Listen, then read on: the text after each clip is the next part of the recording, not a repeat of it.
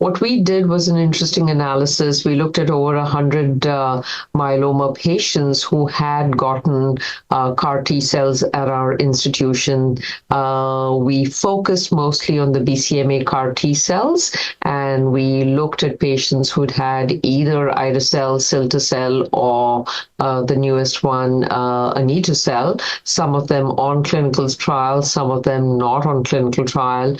And what we looked to see was whether or not them having had high-dose melphalan had any effect on their outcomes at all. And this is largely based on some of our preclinical work, which we have done in the laboratory, looking at different factors which could, in fact, impact T-cell health. This was not in the context of CAR T-cells. What we have previously demonstrated is if you've been exposed to high-dose melphalan or any dose of melphalan, it does cause some amount of T-cell exhaustion and senescence. And that's why we just looked at whether or not patients receiving high-dose chemotherapy, the outcomes were any different.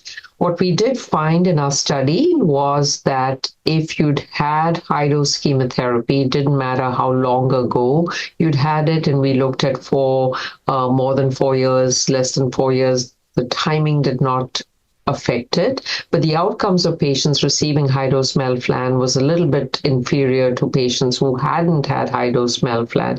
Now, again, this is a biased analysis, I will say, because the patients who got transplant, maybe they were a higher risk patient population to begin with, and the differences were more substantive in patients who got ide-cel. When it came to cilta-cel and anito-cel, the follow-up with anito-cel is a lot shorter, but we didn't see that clear demarcation. Again, just highlighting the fact that this is something we should be thinking about, and we should begin to study whether or not exposure to melphalan does in fact impact your T-cell yield and ultimately your CAR T-cell persistence.